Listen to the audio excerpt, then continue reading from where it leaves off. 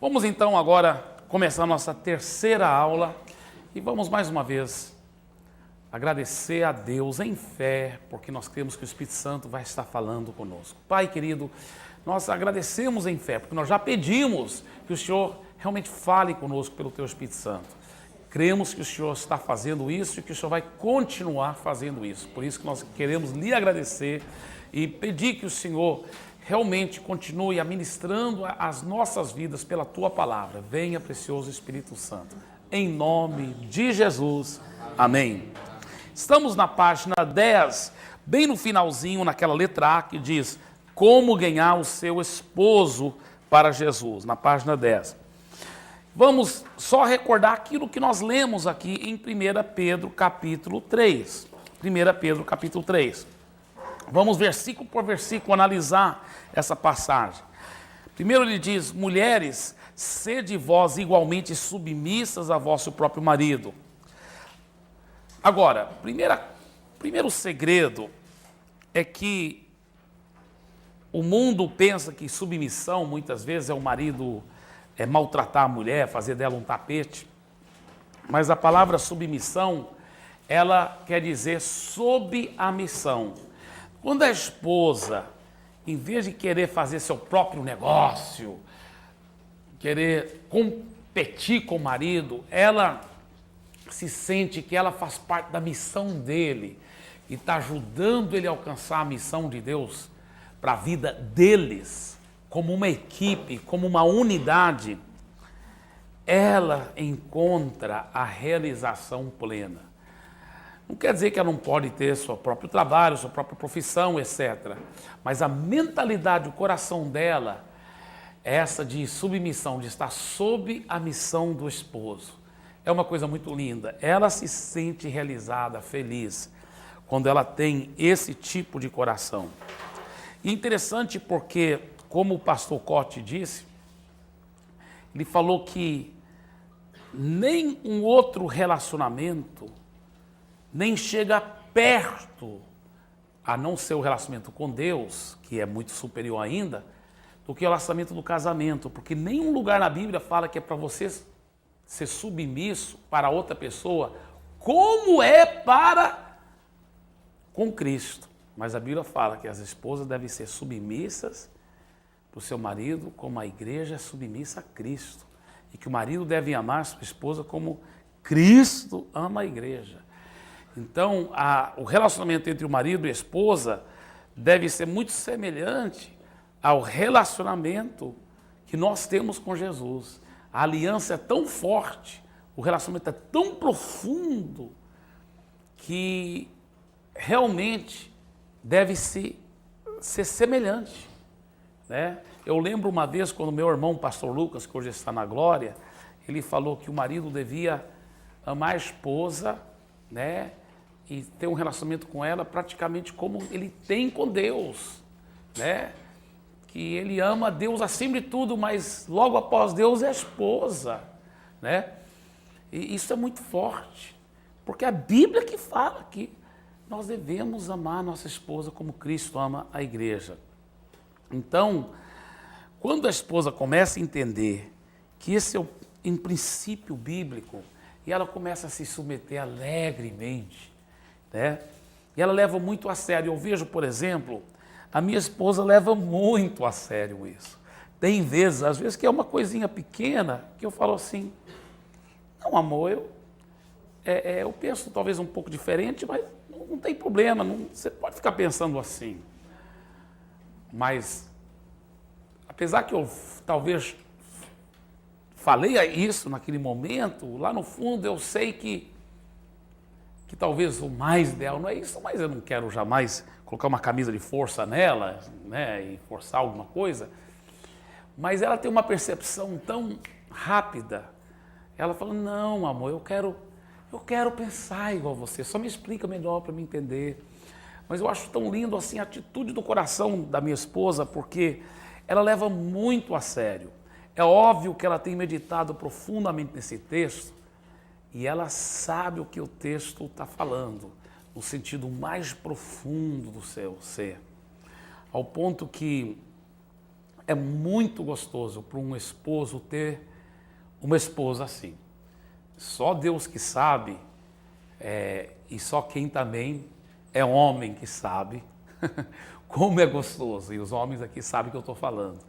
Quando a sua esposa, ela, não como um robô, mas de tanto respeitar, de tanto amar, de tanto querer assim, ser um com você, ela tem essa decisão e ela pratica isso.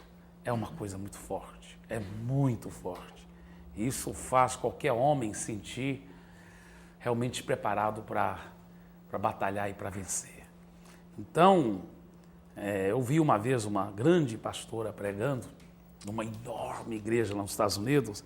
Ela estava pregando sobre aquela experiência da Esther, e a outra rainha antes, em inglês é Vasthi, como que chama em português? Vasti? Vasti. A Vasti desobedeceu o rei. Ela era rainha, ela desobedeceu o rei. E o rei, então, realmente mandou, depois de aconselhar com seus conselheiros, eles falaram, olha, se você não tratar desse assunto rapidinho, vai ser um mau exemplo para todas as outras mulheres do reino. Então, acho que mandaram até matar aquela mulher e escolher uma outra esposa. Então, pegaram todas as jovens mais lindas do império, do reino todo, as mais inteligentes, as mais qualificadas, e entre elas tinha Esther como uma das candidatas. E Esther, então, acabou sendo a escolhida para ser a rainha desse rei.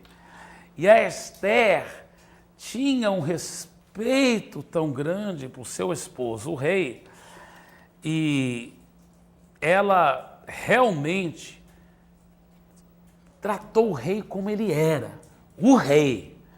E ele, então, também, por sua vez, fez dela uma poderosa e influente rainha.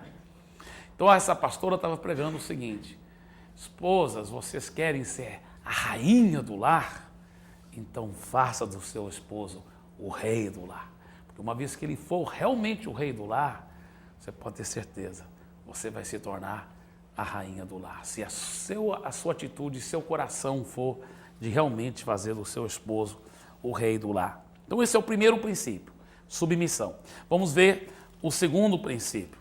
Fala assim, para que se ele ainda não obedece à palavra, ainda estou no primeiro versículo, para que se ele ainda não obedece à palavra, seja ganho sem palavra alguma. Eu acho que algumas irmãs não entenderam isso e elas acharam que está falando usando 100 palavras, né? Mas não, aqui fala sem palavra alguma, né? Não é com 100 palavras, né?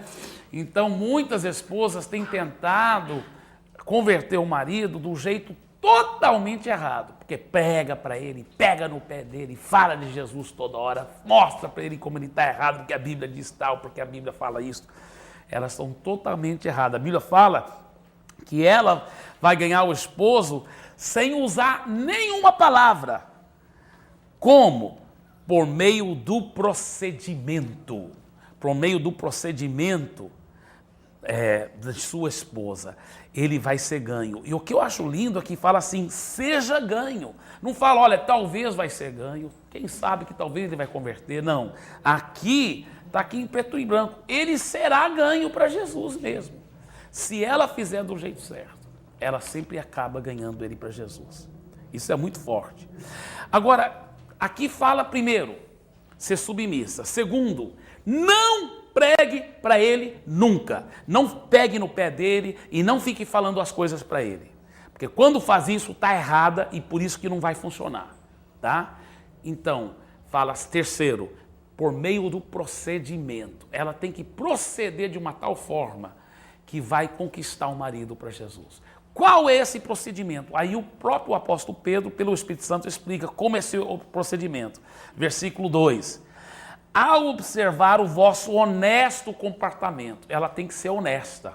Ela não pode esconder as coisas dele. Ela tem que ser transparente com ele. Às vezes a esposa quer tanto ganhar o marido para Jesus, que ela quer passar uma imagem irrealista de quem ela é. Ela não quer mostrar os erros. Então, ela pensa, poxa, se ele souber que eu falhei, aí que não vai querer converter mesmo. Então, ela conta umas mentirinhas que ela pensa que não tem nada a ver para maquiar a situação, para tentar ganhá-lo para Jesus. Quer dizer, a intenção é boa, mas os fins não justificam os meios. Né? Eu lembro do caso de uma querida irmã lá em Santarém. Essa irmã, ela era líder das mulheres de uma outra denominação lá. E ela tanto queria ganhar o marido para Jesus. Ela não conseguia. E olha que ela era líder de todas as mulheres dessa outra grande, até uma denominação não era tão grande, mas tinha muitas igrejas naquela região. E ela era líder das mulheres. E ela uma vez convidou a minha irmã, pastora Rebeca, para ministrar numa grande convenção de mulheres lá. E a minha irmã, pastora Rebeca, ministrou sobre isso, sobre o comportamento honesto. E aí Deus falou fortemente com ela. Por quê? Porque o marido dela era piloto. E ele trabalhava, então, em Itaituba, era aquela época do ouro, né, dos garimpos. Então ele ganhava muito dinheiro pilotando. E ela morava em Santarém. E ele podia só vir de vez em quando para estar com a família, porque estava fazendo muita grana. Então ele pilotando lá e vinha de vez em quando para Santarém. E eles tinham um filho, pequenininho. E ele, então, ligava toda hora para ela, perguntando como estava o filho. Talvez naquela época nem telefone, celular não existia, né? Eu acho que até o telefone convencional, as linhas não eram boas. Eu acho que ele era por rádio mesmo que eles se comunicavam. Ele toda hora então ligava por rádio para ela e perguntava sobre o filho e tudo. Aí ele falava, já levou para o dentista? E ela, nossa, eu tinha prometido para ele que eu ia levar, não levei. Aí ela falava assim, sim, meu bem, eu levei. E o que o dentista falou? Ah, não é nada muito sério, mas está sendo tratado. Aí ela pegava e levava. Mas elas contavam essas mentirinhas porque ela pensava, como que ele vai converter, né, se ele vê que eu estou falhando tanto, porque ela esquecia as coisas. Então ela mentia quando ele perguntava. Ela não estava traindo ele, é claro, ela não estava fazendo nada errado, aparentemente. Mas ela estava sendo o quê? Desonesta, não contando, não sendo 100% transparente. Depois que ela ouviu minha irmã, pastora Rebeca, ela falou, ela pensou consigo mesma, por isso que eu não ganhei meu marido para Jesus. Então, ela começou a ser 100% honesta. Ele ligava pelo rádio, levou o filho. Oh, amor, me perdoe, eu não levei. Eu me perdoei, esqueci, mas eu prometo que vou levar. Ah, ele talvez brigava com ela, mas ele começou a perceber a transparência, 100% honestidade. Ele começou a poder confiar nela. Porque o que o marido mais quer? É claro, uma esposa com quem ele pode confiar. O que a esposa mais quer? Um marido que ela pode confiar, não é verdade? Então ele agora pôde confiar 100% nela. Não demorou muito. Lá na Igreja da Paz ele converteu. Então, porque ele tinha convertido na Igreja da Paz, ela pegou bênção e permissão para transferir para a Igreja da Paz para poder acompanhar o marido. Né? Porque o casal deve estar juntos. E até hoje são da Igreja da Paz, são líderes, muito usados por Deus lá em Santarém. Mas ela conta como ela ganhou o marido por Jesus, através do comportamento honesto. Que mais que fala aqui? Aqui fala, ele continua aqui o texto dizendo, a observar o vosso comportamento honesto, cheio de temor. Temor não quer dizer de medo para com seu marido, não, mas aquele respeito profundo. Uma das coisas que as esposas falham muito, e por isso que muitas vezes também não ganham o marido para Jesus, é que elas não respeitam o marido. Só porque o marido é incrédulo, só porque o marido bebe, só porque o marido faz coisa errada, ela acha que então isso é um direito que ela tem agora para desrespeitá-lo. Negativo. Ela nunca vai ganhar um marido para Jesus se ela não tiver um comportamento cheio de temor, de respeito para com ele. Isso é muito importante. Que mais? Que diz aqui, não seja o adorno ou o enfeite, adorno quer dizer enfeite, da esposa o que é exterior, como frisado de cabelos, adereço de ouro, aparato de vestuário. Tem pessoas que têm pego esse versículo e falado, por isso que é pecado até usar aliança, porque é feito de ouro, Então, não, outros dizem que pode usar aliança, mas tem que ser de prata, então. Por quê? Porque a Bíblia proíbe mulher de usar ouro. Até cordãozinho, qualquer coisa, brinco, pecado, pecado, pecado. Essas pessoas, com todo carinho, estão falhando hermeneuticamente. A hermenêutica é a interpretação das Escrituras, porque elas não estão entendendo que não é isso que o apóstolo Pedro está dizendo. Deixa eu só explicar por que ele diz. Vamos só ficar lendo aqui, olha. Seja, porém, um homem interior do coração, para melhor entender, podia ser a mulher interior do coração, unido ao incorruptível trajo de um espírito manso e tranquilo, que é de grande valor diante de Deus, pois foi assim também que assim mesmas se ataviaram outrora santas mulheres que esperavam em Deus, estando submissas ao seu próprio marido, como fazia Sara, que obedeceu a Abraão chamando-lhe Senhor. Então ele dá o exemplo de alguém que sabia se enfeitar interiormente, da Sara. Agora, a Sara, tudo indica, irmãos, que ela usava muitas joias, porque se você voltar para o Velho Testamento e ver, depois que a Sara morreu, e Abraão queria arranjar uma esposa para o Isaac, ele manda o servo dele para procurar entre os parentes uma esposa para o Isaac, o seu filho. E esse servo vai com grandes joias, pendentes de ouro, de não sei quantos ciclos de ouro, muito ouro. Onde Abraão tinha todas essas joias? Com certeza era da esposa dele, agora falecida, da Sara, da mãe do Isaac. E então Abraão, aliás, o apóstolo Pedro está usando a Sara como exemplo, e a Sara, tudo indica, usava muitas joias. Agora, por que está usando ela como exemplo? Porque o que ele está falando não é que a mulher não pode arrumar o cabelo, não pode usar vestidos, porque ele está falando aqui sobre vestidos, cabelo e joias. O que ele está dizendo, agora vamos ler do jeito que está escrito. Não seja o enfeite, a atração principal da esposa, o que é exterior. Diga, o que é exterior. Tá? Aí ele fala, fiz de cabelo dele, aparato de vestuário, quer dizer, roupa, cabelo e joias. Não deve ser isso que ela faz para atrair o marido, principalmente. Mas seja, porém, o quê? O homem interior, diga interior, do coração unido ao incorruptível trajo, olha, agora sim, olha o enfeite que é para ela usar. Espírito manso e tranquilo e assim por diante. Então, não está dizendo que a mulher não pode usar enfeites exteriores. Ele está dizendo que o enfeite dela não é esse. O atrativo dela não é isso. E você sabe muito bem que às vezes tem mulher que está tudo empiriquitada, mas ela é oca, vazia, cheio de podridão por dentro, né? E outras vezes tem uma mulher que talvez nem né? Naquele momento não está tão arrumada, mas ela é tão pura, tão cheia de Jesus,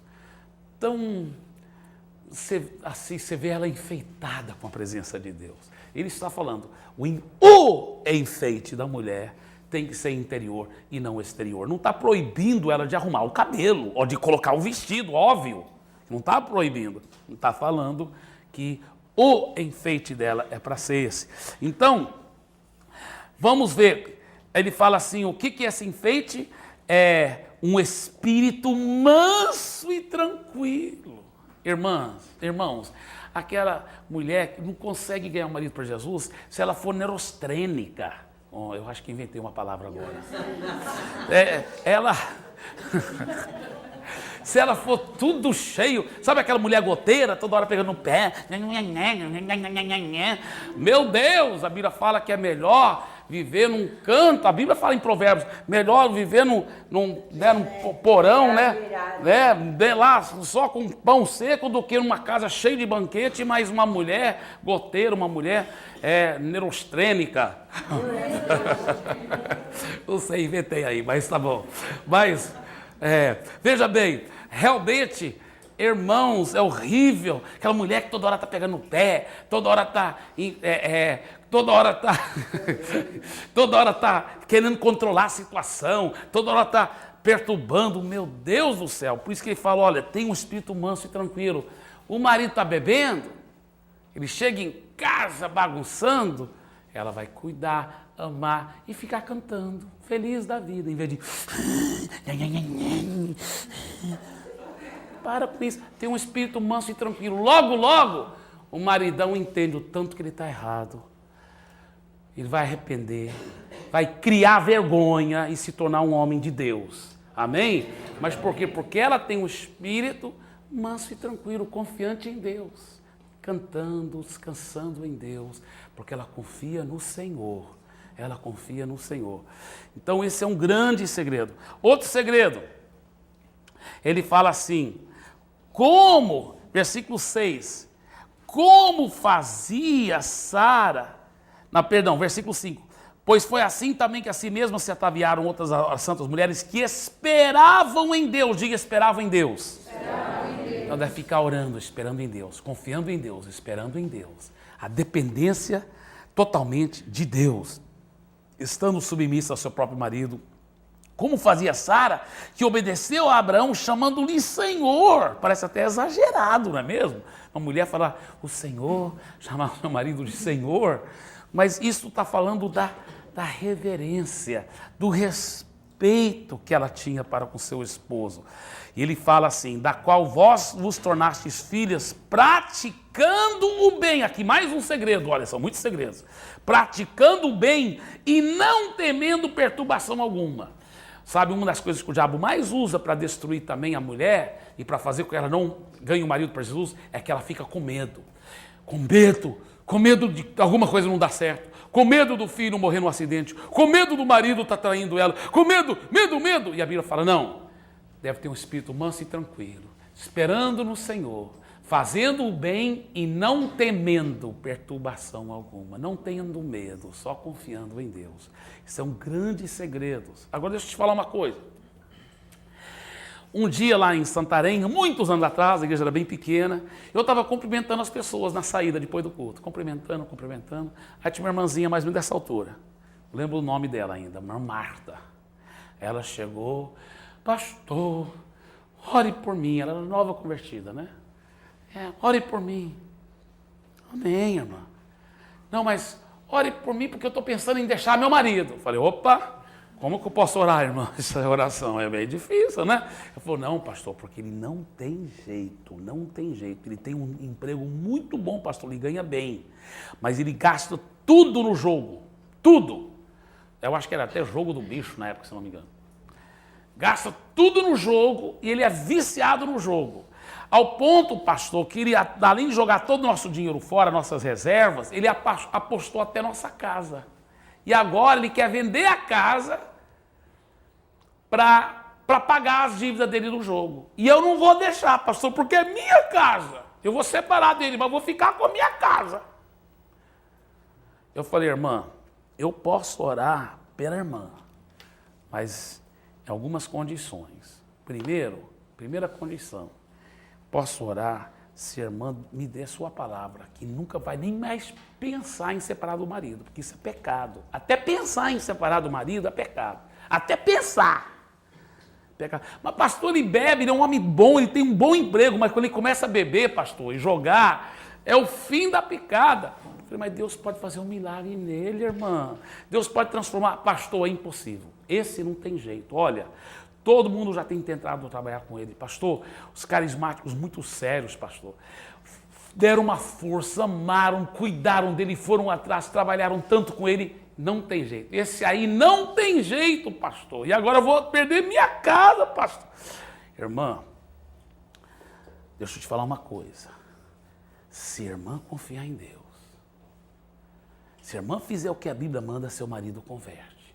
A Bíblia que garante que ele vai converter. Ah, pastor, não sei não, porque eu já fiz tudo. Eu falei, me diga uma coisa, irmã. A irmã é submissa para com ele, obedece tudo. Sou, pastor, sou bem submissa. Ah, tá. E a irmã é amorosa com ele, carinhosa, quando ele chega em casa, mandar aquele beijo, abraço, aquele cheiro. Sou, pastor, até isso eu sou também.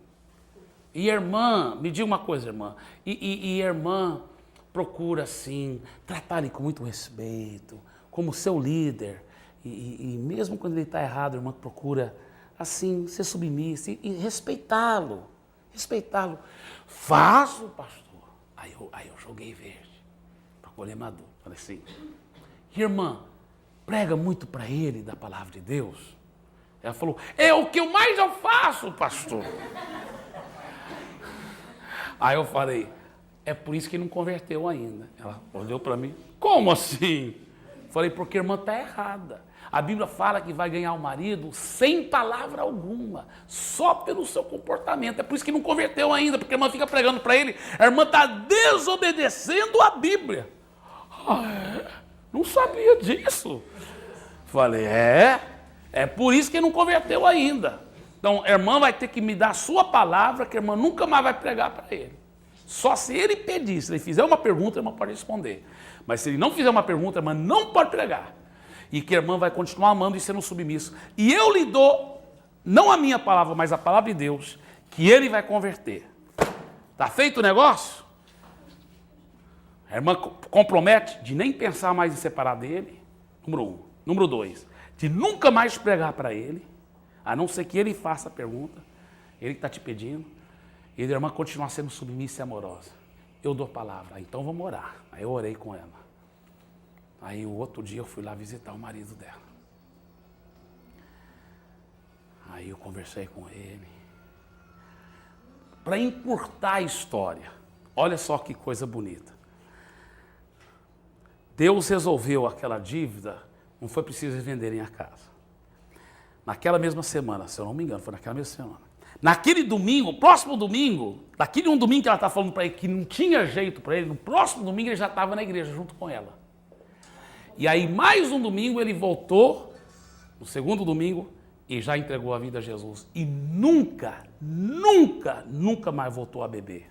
E ela falava que era impossível ele parar de beber, que todo mundo já tinha trabalhado com ele, nunca mais voltou a beber. E ele se tornou líder de célula, até antes dela, né? Para a glória de Jesus. Então, que coisa linda, né?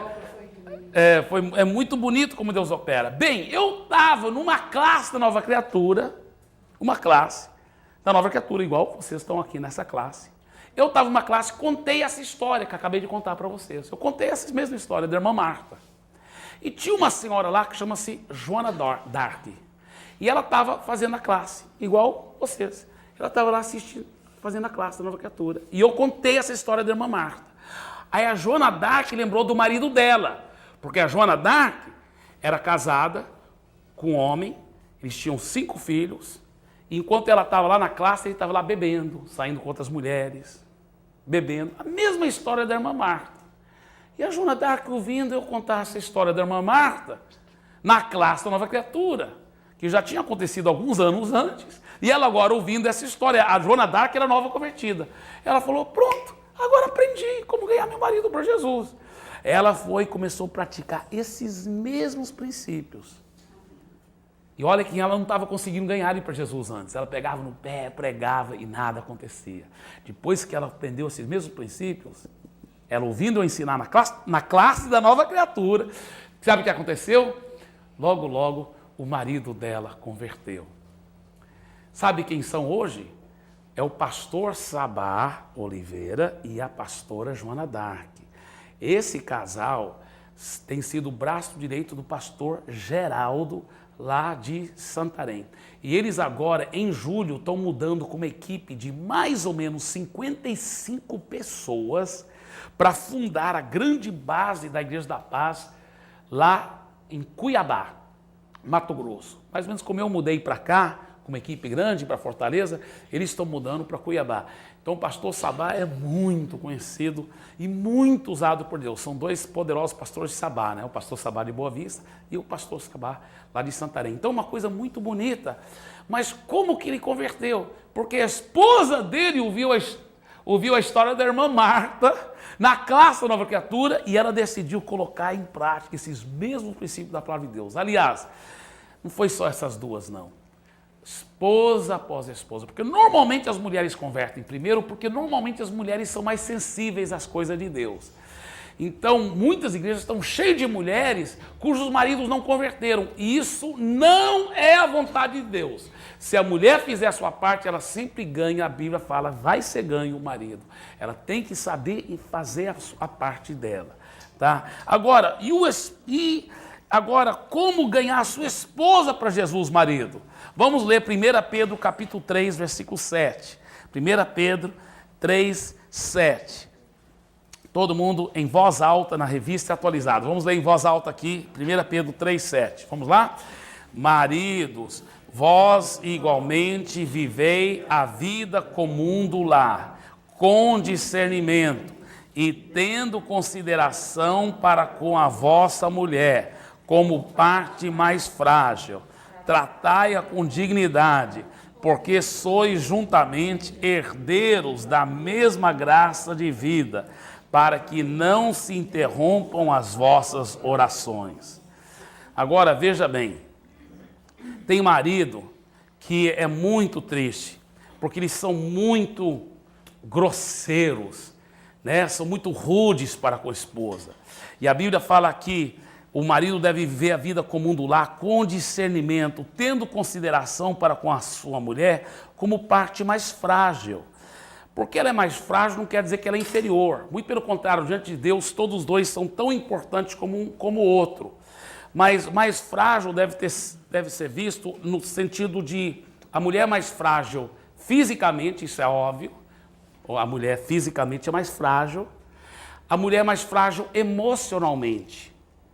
Até porque ela é mais intuitiva, normalmente ela é mais sensível às coisas de Deus, mas ela também é mais frágil emocionalmente. Então tem maridos que são muito grosseiros, mal educados. Ele não reconhece que ela é mais frágil. Então, carrega logo isso aí, deixa de ser mole. Em vez dele carregar para ela, não é mesmo? E ela é mais frágil emocionalmente, ele fala de uma forma grosseira, vai logo falando, aí quando ela chora ele acha que ela está exagerando, porque ela é mais frágil, mas ele maltrata. Então a Bíblia fala que o marido que age assim, é difícil de ganhar a mulher para Jesus, porque ele não está sendo sensível, carinhoso, cuidadoso para com ela.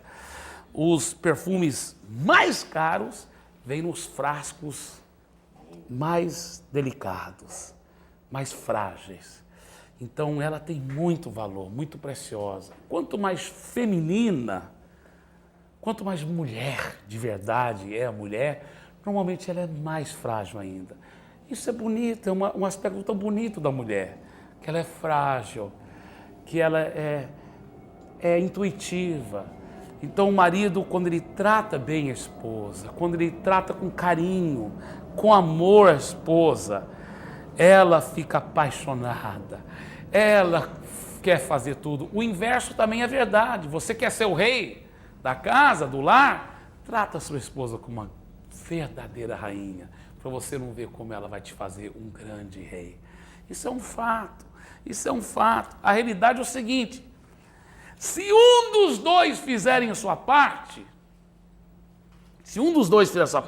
o outro acaba fazendo a sua. Então o marido nunca pode pôr a culpa na esposa. Ela que não está me tratando do jeito certo, por isso que eu estou errado. Não, porque se você agisse do jeito certo, viu, maridão? A sua esposa ia também começar a agir do jeito certo. Então todos os dois não podem ficar esperando para o outro. Tem que se humilhar e fazer a sua parte. Mas, se for para um esperar para o outro, se fosse para um esperar para o outro, não deve, todos os dois deviam fazer a sua parte sem esperar para o outro, mas se fosse para um esperar para o outro, sabe para quem ia pesar mais responsabilidade? Para o esposo, porque ele é o líder do lar. Como líder, ele tem mais autoridade, mas ele também tem mais responsabilidade. Junto com a autoridade vem a responsabilidade, meu filho. Você não pode ser o líder sem ter que também assumir. Igual na Igreja da Paz. Alguma coisa errada aconteceu, alguma falha aconteceu lá no estacionamento. Quem vai lá pedir perdão do irmão? Muitas vezes sou eu. Não é só aquele irmãozinho que falhou com ele lá. Né? Roubaram um negócio, roubaram o step de um carro. Eu vou lá pedir perdão da pessoa. Isso quantas vezes aconteceu? Tipo, qualquer coisinha, eu estou lá me humilhando. Por quê? Porque eu, como líder, tenho que garantir o bom andamento de tudo. Eu, como líder, tenho que assumir a responsabilidade de me humilhar, de reconquistar. E assim também, marido. Se alguma coisa está errada na sua casa, num verdadeiro sentido, você é o responsável, porque você que é o líder. Então você que tem que ser o primeiro para falar, meu bem, vem cá, vamos conversar, senta aqui. Primeiro, aí como líder, você tem que ser o primeiro para falar, me perdoe. Você pede perdão primeiro para ser exemplo para sua esposa. Você ora com ela. Agora, claro, a esposa espiritual não vai esperar o marido fazer isso. Ela vai ser primeira para pedir perdão, para se humilhar. Mas o marido, que é líder espiritual do lar, é ele que vai ser o primeiro para se humilhar, para pedir perdão, para garantir o bom andamento de tudo, para tratá-la com amor. Outra coisa também interessante. A Bíblia fala em Efésios capítulo 5, né, que a esposa é para ser submissa ao marido, como a igreja é para com Cristo. Agora me diga uma coisa, a igreja falha em vez em quando com Cristo, sim ou não? Sim. Falha, muitas vezes. Mais do que devia, não é verdade? Mas, o que a Bíblia fala? A esposa deve ser submissa para com o marido, como a igreja é para com Cristo. Então, se ela falhar em vez em quando, ela até tem um certo respaldo bíblico, porque a igreja também falha em vez em quando. Mas a Bíblia fala que o marido deve amar a esposa como? Como Cristo amou a igreja. Cristo já falhou alguma vez? Então, maridões, não tem jeito não. A responsabilidade é nossa mesmo, não tem jeito. A gente tem que assumir, porque nós temos que amar a esposa igual Cristo ama a igreja, que é um amor perfeito, completo. Aí é só entrar em Cristo e ficar se humilhando, pedindo perdão mesmo, porque não tem jeito, né? Então nós temos que realmente, nós temos uma grande responsabilidade aí, e realmente é um privilégio. O marido que age assim com a sua esposa, não vai demorar, logo, logo, eu quero esse Jesus que você tem, porque ele é tão poderoso, como que você está tão transformado. Você vai ver, ela vai chorando entregar a vida a Jesus. Isso é um fato, né? Para a glória do Senhor Jesus. Muito bem. Agora, como ganhar seus pais para Jesus? Vamos olhar em Efésios capítulo 6. Vamos ler também em voz alta esse texto maravilhoso, em Efésios capítulo 6. Agora isso aplica, eu creio, irmãos, não só para quem é filho solteiro que está morando com seus pais, mesmo você que já é casado, seus pais estão vivos, ainda não converteram, aplique esses princípios, né? Tome posse em fé, mostre amor e carinho, né? Eu lembro um certo irmão, em outra cidade, não foi Fortaleza não, mas esse irmão não conseguia ganhar o pai para Jesus, ele já tinha ganhado a mãe para Jesus, todos os irmãos para Jesus, só o pai que não tinha convertido. O pai era durão. E um dia, e esse irmão também era solteiro, ele lutava, ele nunca se tornou homossexual, mas ele lutava em vez em quando com tentações nessa área. E isso é em outra cidade, pessoa, né, que vocês não conhecem, mas eu estava lá, eu fui lá visitar a casa dele. E lá, quando eu estava na casa dele, eu notava que não só ele, mas todos os irmãos tratavam o pai assim de uma forma meio ríspida. A mãe não, tratava muito bem, mas o pai, estava meio ríspido. Aí eu fui perguntar para ele, mas por que vocês tratam assim seu pai? Ah, pastor, eu acho que é porque desde pequeno meu pai sempre foi durão assim conosco, agora que ele é velho, nós somos grandes, a gente continua tratando ele assim. Eu falei, é por isso que você não ganha seu pai, você não ganhou até hoje seu pai para Jesus. Você ganhou sua mãe, você ganhou todos os seus irmãos, mas não ganhou seu pai por isso. Ele falou, mas como que eu devo fazer? Eu falei, você deve chegar e abraçar seu pai, beijá-lo, dizer, paizão, te amo. Ah, pastor, eu fazer isso? Não tem jeito. Eu falei, olha, você faz isso, até aquelas tentações, essa coisa, porque ele nunca se tornou homossexual, mas ele era às vezes tentado um pouco nessa área. Eu falei, você vai ver que até nessa área, você vai ser curado. Porque isso vem das raízes, porque você não tinha uma boa referência masculina, você sofreu de carência de afetividade masculina, desde pequeno, que seu pai nunca foi afetivo com você, então você sofrendo essa carência, porque você às vezes é atraído por essa afetividade masculina. Você pode curar isso e ainda ganhar seu pai para Jesus. Ele falou, mas como que eu faço? Eu falei, todo dia você vai abraçar seu pai, você vai beijá-lo e dizer que você ama. Ai, não dou conta não. Você dá, rapaz. Maior é aquele que está em você do que aquele que está em Cristo. Tudo você pode naquele que te fortalece. Eu dei essa tarefa para ele. Ele começou todo dia a abraçar o pai. Paizão, te amo. Abraçava, dava um beijo no pai. Irmãos, não deu em outro, para a glória de Jesus. O pai dele converteu. Ele já, como eu disse, ele nunca foi homossexual, mas aquelas coisas, ele foi 100% curado. Né? Ele era solteiro na época. Casou, tem filhos, é um homem de Deus, não mora em Santarém, em Fortaleza. E não mora, né? Mas ele é um grande pastor, ele é um homem de Deus, esse é homem de Deus. Por quê? Porque ele fez da forma correta para ganhar o Pai por Jesus, aquele amor, aquele carinho, aquele respeito. Vamos ler aqui o que diz a Bíblia em Efésios, capítulo 6, versículos 1 a 3. Todo mundo lendo em voz alta, por favor. Vamos lá. Efésios 6, a partir do versículo 1. Filhos, obedecei a vossos pais no Senhor, pois isto é justo. Honra teu pai e a tua mãe, que é o primeiro mandamento com promessa, para que te vá bem e sejas de longa vida sobre a terra. Que coisa linda. Eu vou te falar, quando eu vejo essa promessa aí, até se a pessoa não tivesse, escuta bem, o temor de Deus, mas ela fosse até egoísta, pensando, rapaz, eu quero que tudo vá bem para mim na minha vida, tenha sucesso, e eu quero ter uma vida longa, está aqui. Ele fala aqui, quando você honra seu pai e sua mãe, você é obediente, submisso, respeitando e honrando eles, faz coisas para honrá-los, chama toda a parentela junta e faz um grande banquete para os seus pais, aí conta um monte de elogios sobre seus pais, conta a história deles, enfim, honra, dá presente para eles, honra seus pais, submete-se a eles, obedeça, respeite seus pais. E fala, duas coisas vão acontecer com a sua vida. Você vai ter uma longa vida, você está garantido não morrer cedo. E tem mais, tudo vai dar certo para você, tudo que você coloca a mão para fazer, sucesso, sucesso. Você coloca uma coisa, tudo te vai bem. Que coisa linda, que promessa poderosa. E é claro, o mais importante, você vai ganhar seus pais para Jesus também. Como ganhar seus filhos para Jesus? Efésios 6 ainda, agora versículo 4. Vamos ler também em voz alta, versículo 4. Vamos lá, todo mundo junto.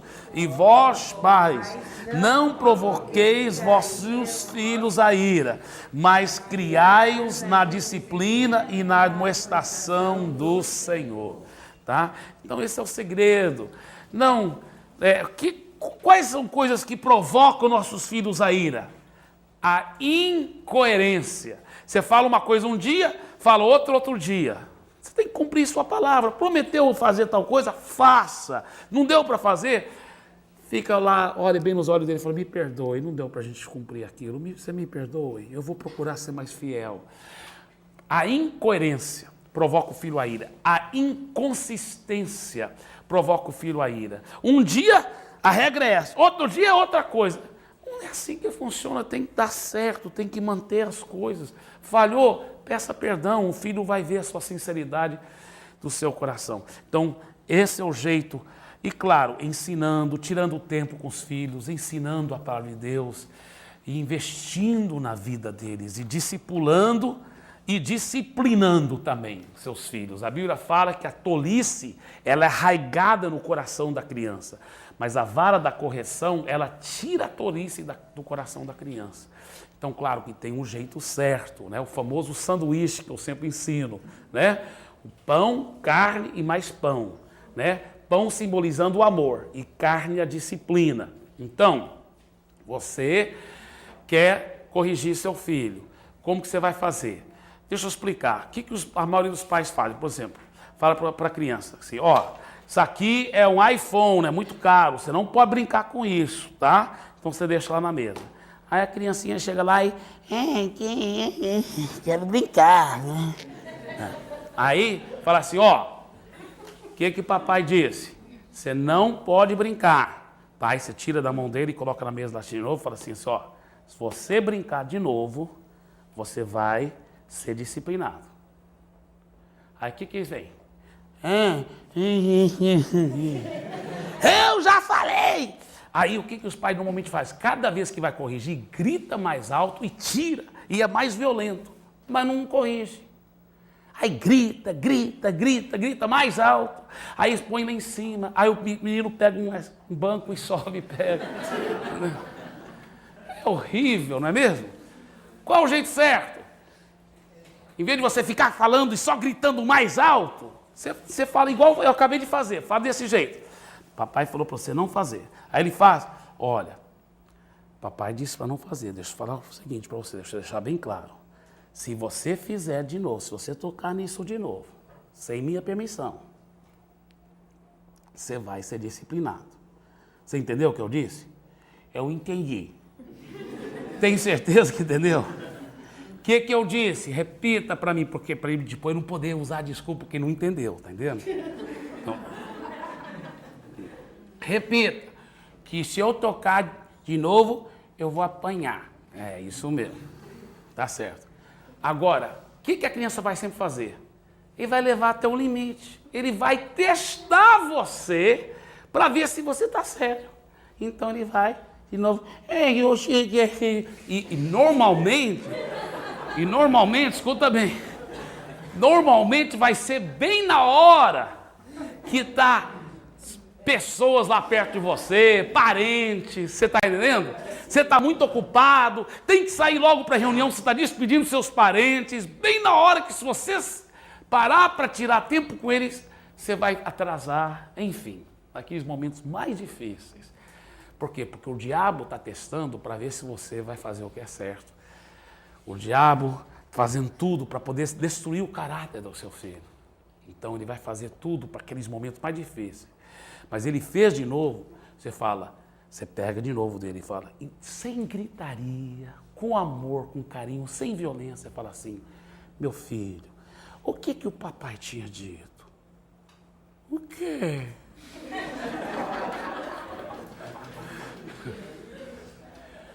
Papai disse que se você fizesse de novo, você é disciplinado, não é verdade? Tá bem. Se tiver muita gente por perto, talvez você não vai falar em nada na frente deles. Você só pega o telefone da mão dele, coloca no bolso e fala assim, vem cá, meu filho, quero conversar com você. Dá licença um pouquinho, gente. Você leva ele lá pro quarto, entra no quarto, fecha a porta, liga o ar, entra no banheiro, fecha a porta do banheiro. Entendeu? Aí, eu preparo até os travesseiros lá para ele poder pôr a cabeça no travesseiro, né? Porque eles gostam de ter algum lugar para poder gritar sem fazer barulho. Aí, normalmente eles vão sentar aqui então, na minha perna, né? E eu falo para eles, olha, eu sento lá, explico, olha, papai disse, você lembra e tal, explica tudo bem certinho. Então você vai ser disciplinado. Por quê? Porque é pro seu bem, é porque papai te ama. Aí vem o pão, amor. Eu abraço, beijo, é porque eu te amo e a vara vai tirar a tolice do coração da criança. Muito bem. Aí o que a Bíblia diz? A Bíblia que diz isso, irmãos. A Bíblia que ensina isso. Agora, Deus já preparou o lugar certo. Você não vai bater na mão dele, você não vai bater na cabeça dele, nas costas dele, na perna dele. Deus já preparou o lugarzinho certo, né? A poupança, né? Bem amofadazinha. Aí, então, aí você pega a vara da disciplina, ou nunca use sua mão, para ele não ficar com raiva da sua mão, com rejeição à sua mão. Né? E nunca com raiva, nunca espancamento, nada disso. É uma disciplina com a vara. E você dá a disciplina com a vara e a carne. Então veio o amor, que é o pão, é o sanduíche, né? Aí a carne, a disciplina.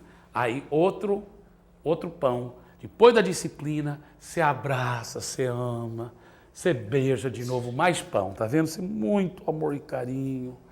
E tá chorando. E você ama e fala assim. Aí eu já ensinei meus filhos, né? O que é para você dizer? Aí eles falam, me perdoe, papai, que eu desobedeci o Senhor. Tá perdoado, meu filho, eu te amo. Tá. Aí, segunda coisa que é para você falar. Obrigado, papai, por me disciplinar, porque eu sei que é para o meu bem, para me corrigir. Muito bem. Qual a terceira coisa? Eu te amo, papai. Aí eles me dão um beijo e abraço, eu também te amo, meu filho. Tá? Vamos orar agora. Você ora, olha o sanduíche maravilhoso, tá vendo? Pão representa o amor, a disciplina no meio, a carne. Tá entendendo? Agora, você é coerente, consistente assim, irmãos, seus filhos ficam apaixonados por você. E tem mais, quando você fala, eles obedecem na hora, sabe? É muito legal. E tem mais, é muito gostoso porque você não os conduz à ira, porque eles têm aquela resposta maravilhosa. E você pode sentar e ensiná-los a palavra de Deus. E você está sendo o quê? Modelo do Papai do céu, que não tolera pecado, o pecado tem suas consequências, né? Mas que tem amor e carinho e fé na transformação das pessoas. Muito bem. Agora, como ganhar seu patrão para Jesus? Nós vamos continuar daqui a poucos... para você que está assistindo pelo DVD, vai ser na próxima aula, né? Para nós que estamos aqui, vai ser só depois da gente esticar, nós vamos continuar nessa próxima letra aí. Na realidade, não é nem como ganhar seu patrão, primeiro vai ser como ganhar seus amigos para Jesus, tá certo? É o letra E. Então nós vamos continuar nessa letra E na próxima aula, se Deus quiser. Deus abençoe. Muito bem, vamos continuar então essa próxima aula, que é justamente a aula número 4, né? Aula número 4. Veja bem, houve uma pergunta aqui de uma das pessoas que estão fazendo essa aula sobre o que fazer se os pais erraram, os filhos já são grandes, né? Como aconselhar seu discípulo se por acaso isso já aconteceu? Olha, Deus é tão misericordioso, Deus é tão amoroso e maravilhoso, que quando você, mesmo seu filho sendo já 40 anos de idade, 45 anos de idade, 50 anos de idade, você procura seu filho, fala, meu filho, eu preciso muito falar com você. E você senta e olha bem nos olhos dele e fala assim, eu tenho aprendido da palavra de Deus tantas coisas que eu não pratiquei com você. Eu quero lhe pedir muito perdão. Porque eu agi assim, assim, assim. E era para mim ter agido assim, assim. Talvez você vai pedir perdão porque você não tirou tanto tempo com ele como você devia. Você não ensinou a palavra de Deus. Você não foi exemplo. Você não corrigiu do jeito certo. Enfim, você não foi um exemplo do Papai do céu para ele como você deveria ter feito. Aí eu diria... Diga a palavra de fé, de amor. Diga para ele que a partir daquele dia, daquele momento, você está crendo que ele também vai seguir Jesus e que tudo vai mudar na vida dele. Agora, uma época eu estava meditando sobre isso e eu pensei, se eu amo meus filhos, eu vou ser muito firme para com eles. Eu vou, claro, com amor, com jeito, com firmeza, através da conquista, mas eu vou exigir que me respeitem, que me obedeçam e que me honrem. Sabe por quê? Eu não quero que meus filhos tenham uma vida longa, eu não quero que eles possam, tudo vá bem para eles. E a Bíblia fala que se os filhos obedecerem os pais e honrarem os pais, tudo vai bem para eles e eles têm uma vida longa. Então, só tem um jeito de eu garantir que isso vai acontecer. É se eu garantir que meus filhos vão obedecer a palavra em relação a mim. Por isso que eu vou ter que trabalhar com eles para o bem deles, para que eles aprendam desde pequeno, honrando, respeitando, obedecendo. Que coisa bonita. Quer dizer que eu já fiz isso sempre do jeito certo? Não. Muitas vezes eu já falhei com meus filhos. Já olhei bem nos olhos deles, pedi perdão, procurei me corrigir para fazer da forma correta. Todos nós estamos crescendo e aprendendo, mas eu não deixo qualquer falha minha me desanimar. Peço perdão, me arrependo e vamos em frente em nome de Jesus. Agora, como ganhar seus amigos para Jesus? Salmo 1, capítulo 1, né? Versículo 1, ele diz assim, bem-aventurado o homem que não anda no conselho dos ímpios. Primeiro segredo. Não segue o conselho de pessoas más. segue o conselho de pessoas boas. Segunda coisa que ele fala, nem se assenta na roda dos escarnecedores.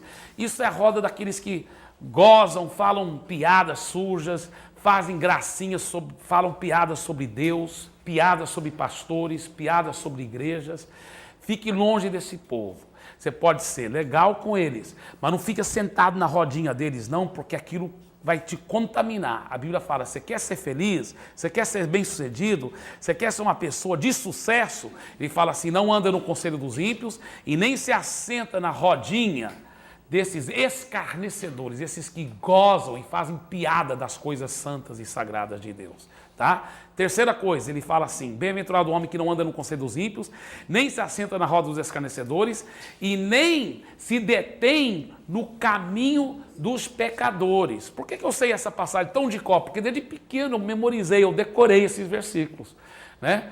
Por quê? Porque meus pais me ensinavam esses versículos, na escola cristã que eu estudava me ensinavam esses versículos, eu fui decorando isso aqui, isso foi entrando dentro de mim, né? Nem se detém no caminho dos pecadores. O que é isso?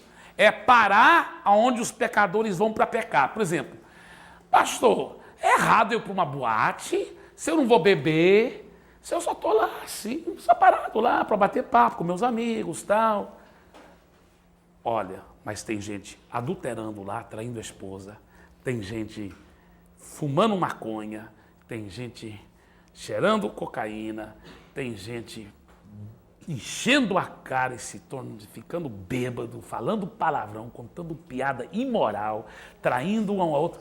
É o quê? Lá é um caminho, é um antro dos pecadores. Ele fala, bem-aventurado o homem que não se detém no caminho dos pecadores. Agora, se você entrar lá com Bíblia e folheto e está pregando para todo mundo, como eu já fiz em boate, entrando com Bíblia e folheto, dando para todo mundo e pregando, aí é diferente, porque aí tem outro versículo que fala, ide por todo mundo e pregar o evangelho a toda criatura. Aí é diferente. Agora, você entrar lá e se deter lá, ficar junto com eles no caminho dos pecadores, aí está errado, porque a Bíblia fala. Ele fala, antes o seu prazer está na lei do Senhor. Então, como você ganha seu amigo para Jesus? Olha os dois exageros. O cara que vai lá, não vai ganhá-los para Jesus. Então, sentar na rodinha, beber uma cervejinha com eles, ficar contando piada suja e pensar que aí, quando eu convidá-los para a igreja, eles vão querer ir.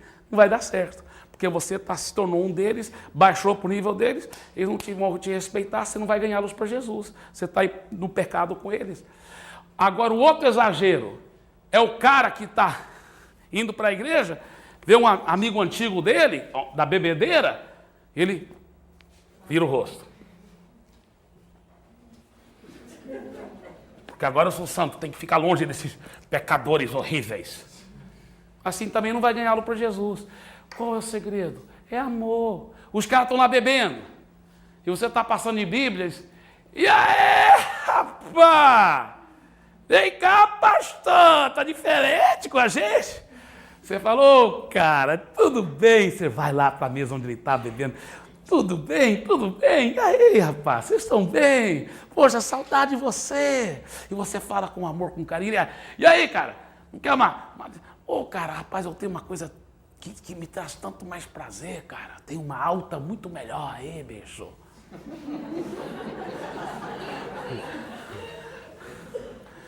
Aí eles falam, e o que é? Porque você é Bíblia agora, é? Não, rapaz, eu sou Bíblia mesmo. Rapaz, você tinha que ver como essa vida com Jesus é tão legal, cara. Não tem nada a ver com religião, cara. É seguir Jesus. Olha, minha vida mudou.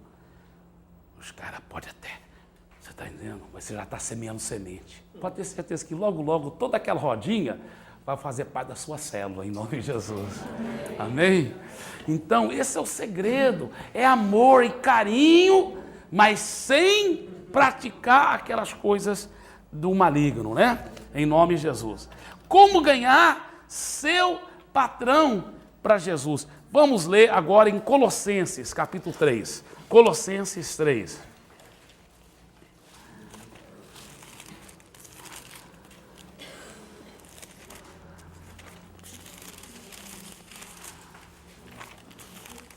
Colossenses 3. Uma coisa que me ajuda a lembrar, queridos, deixa eu até falar, isso aqui é muito forte o que eu vou dizer. Na Bíblia, eu já mostrei que o Novo Testamento é bem menos do que o Velho Testamento, e a parte mais importante. E a parte mais importante do Novo Testamento são as epístolas, de Romanos a Judas. De Romanos a Judas, mesmo nessa Bíblia de estudo, que tem tantas coisas que não são das Escrituras direto, mas se você for olhar de Romanos a Judas, normalmente tem um pedacinho assim, mas é lá que é o filé mignon da Bíblia. 95% talvez do meu tempo de meditação nas Escrituras são nas epístolas. Você acaba conhecendo a Bíblia toda, você acaba realmente... Olha, eu cresço muito meditando nas epístolas, de Romanos a Judas. Você pode ver que todos esses textos que eu estou lendo daqui, são tudo tirado das epístolas, as epístolas. São cheios de filé mignon da palavra de Deus, tá? Então, aqui é Colossenses, mais uma vez, nas epístolas. E outra coisa que me ajuda a lembrar, aonde estão os textos na Bíblia?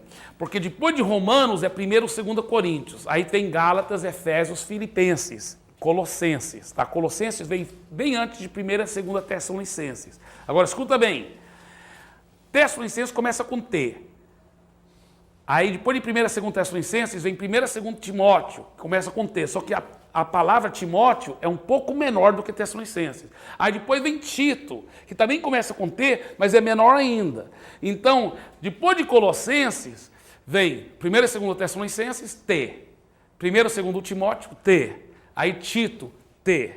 Então isso ajuda você a memorizar. Aí vem Filemão, Hebreus, Tiago, aí 1ª, 2ª Pedro, 1ª, 2ª, 3ª João, Judas e Apocalipse. Então, não é difícil, você vai, de tanto estudar o Novo Testamento, e especialmente as epístolas, de Romanos a Judas, lá está o filé mignon da Bíblia. Estude, medite, rumine. Você vai ver o que vai acontecer na sua vida espiritual. Muito bem. Então agora é Colossenses que vem antes de Tessalonicenses, os 3 T's, né? Tessalonicenses, Timóteo, Tito. Então Colossenses vem bem antes de Tessalonicenses. Colossenses capítulo 3, versículos 22 a 25. Muito forte esse texto, muito forte, mas muito forte mesmo. Vamos ler em voz alta esse texto. Quando aqui fala servos, está certo, naquela época incluía os escravos, que tinha escravos também naquela época. Mas pode ser traduzido por nós como empregados, como funcionários também. Então vamos ver como os funcionários devem agir com seus patrões. Vamos lá, versículo 22 em diante, vamos lá. Servos, obedecei em tudo ao vosso Senhor segundo a carne, não servindo apenas sob vigilância, visando tão somente agradar homens, mas em singeleza de coração, temendo ao Senhor. Tudo quanto fizerdes, fazei-o de todo o coração, como para o Senhor e não para homens, cientes de que recebereis do Senhor a recompensa da herança. A Cristo, o Senhor, é que estáis servindo, pois aquele que faz injustiça receberá em troco a injustiça feita, e nisso não há acepção de pessoas. Queridos, isso é profundo demais, isso é forte demais, porque olha, o que tem às vezes de crente que é mal empregado, mal funcionário, isso é feio demais. Isso é um péssimo testemunho. Por isso que muitos funcionários não ganham seus patrões para Jesus, porque eles são péssimos. E a Bíblia fala, não, você quer ganhar seu patrão para Jesus, você quer agradar a Deus, então você tem que obedecer em tudo o seu patrão. Tem que ser submisso, quebrantado. A única exceção é se ele mandar você fazer uma coisa que é antibíblica, que é errada, mentir, roubar, aí você não vai obedecer, claro.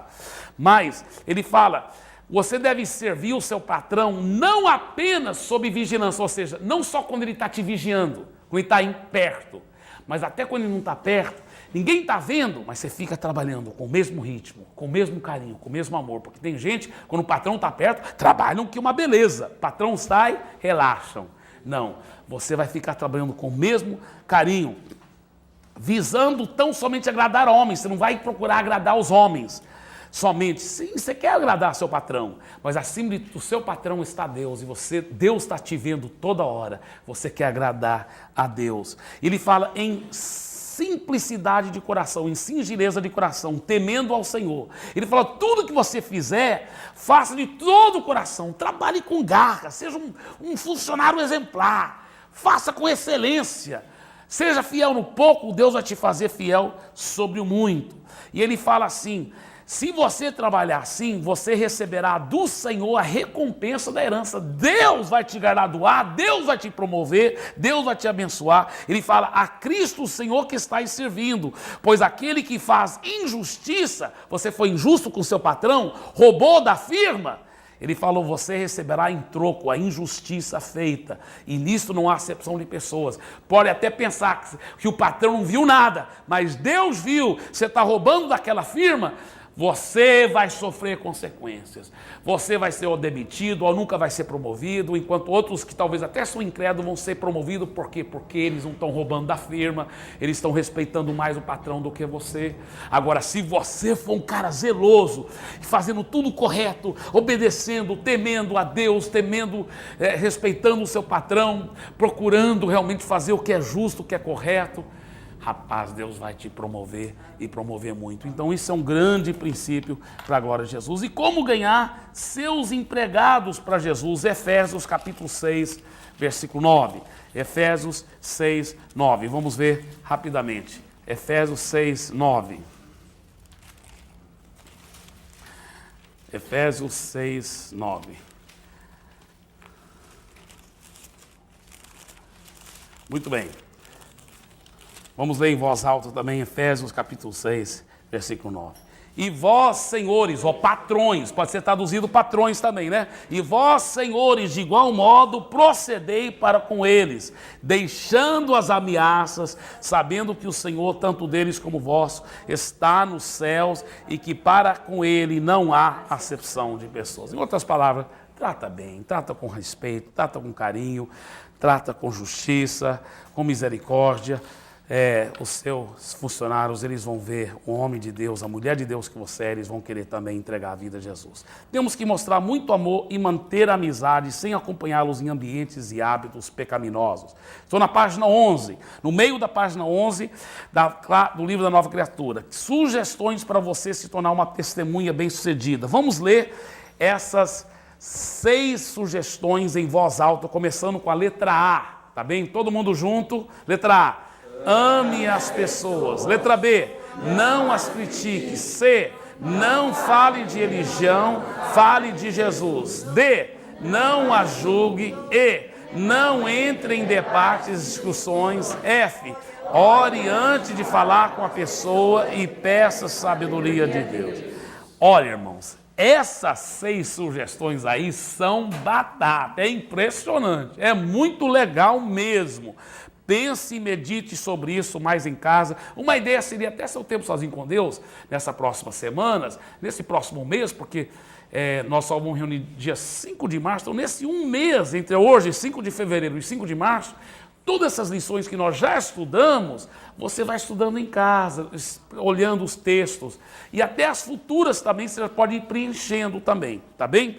O que é fazer discípulos? O que fazer depois que você ganha alguém para Jesus? Assim como uma boa mãe cuida e protege seu novo bebê, você também deve se responsabilizar e cuidar do bebê espiritual que você acabou de gerar. Primeiro, comece integrando-o no grupo familiar, ou na célula, né? No grupo familiar, outro nome para célula. Depois, faça questão de que ele vai receber todos os cuidados necessários para crescer e se tornar um seguidor de Jesus, saudável e maduro na fé. Isso no começo da página 12. Para isso acontecer, você precisa ser ou providenciar um bom discipulador para acompanhá-lo. Assim você estará glorificando a Deus e sendo responsável para com aqueles que o Senhor confiou em suas mãos. Você ganhou alguém para Jesus, meu irmão? Você tem que garantir que aquela pessoa vai ter um discipulador, que vai estar na célula sendo bem cuidado. Isso é muito, muito importante. Se for do mesmo sexo, normalmente é bom que você mesmo seja o discipulador daquela pessoa. Na grande comissão, Jesus não nos mandou fazer convertidos, mas sim fazer discípulos. Isso inclui a conversão, porém muito mais. O cristão normal sempre faz discípulos. É importante então que você esteja discipulando pelo menos uma ou mais pessoas. Isso não é somente um dever sagrado para cristão, mas um imenso privilégio. Então, só recordando, até agora nós estudamos 4 hábitos. Qual é o primeiro hábito do fazer um cristão ficar forte? Ler e meditar na palavra. Palavra de Deus. Segundo hábito. Orar. Oração. Terceiro hábito. Congregar. Quarto hábito. Falar de Jesus aos outros. E agora o quinto hábito. Vamos ler em voz alta, todo mundo junto? Obedecer a Jesus em tudo. A quem devemos obedecer? Letra A, a palavra de Deus e ao Espírito Santo. Letra B, as autoridades constituídas por Deus sobre a nossa vida. Pai, mãe, esposo, pastores, líder de célula, patrão, professores e o governo em geral. Tá? Agora, antes de ler esse último parágrafo, deixa eu dizer uma coisa aqui para vocês. Você já notou como é uma mesa? Se eu tiver uma mesa aqui de madeira maciça, uma mesa daquelas pesadas, de madeira maciça, e uma perna daquela mesa estiver bem fraca, o que vai acontecer? Mas as outras 3 pernas são bem fortes. Aquela mesa, ela vai ainda ficar em pé, tranquilo, mas aquela perna fraca poderá causar problemas. Tá? Agora, o que acontece? Você tem que ter todas as 4 pernas bem fortes. Agora, se você tiver 2 pernas fracas para cá e aquela mesa é bem maciça, o que vai poder acontecer? Ela poderá talvez até cair para cá. Tá? Então, veja bem, imagina esses 5 hábitos, os primeiros 4 são as 4 pernas da mesa, que é o quê? Palavra de Deus e orar. Isso você vai fazer muito no seu tempo sozinho com Deus, mas durante o dia todo também. Terceiro hábito, falar de Jesus para os outros. E o quarto hábito, terceiro hábito é congregar fielmente. E o quarto hábito é falar de Jesus para os outros. Se você tiver essas 4, sua mesa já vai ser forte. Agora, o resultado natural vai ser um vaso de flores em cima daquela mesa. O resultado natural de você praticar esses 4 hábitos vai ser um vaso de flor. E esse vaso de flor é o quê? Obedecer Jesus em tudo. É o quinto hábito. Você está entendendo? Mas os primeiros 4 que são um segredo.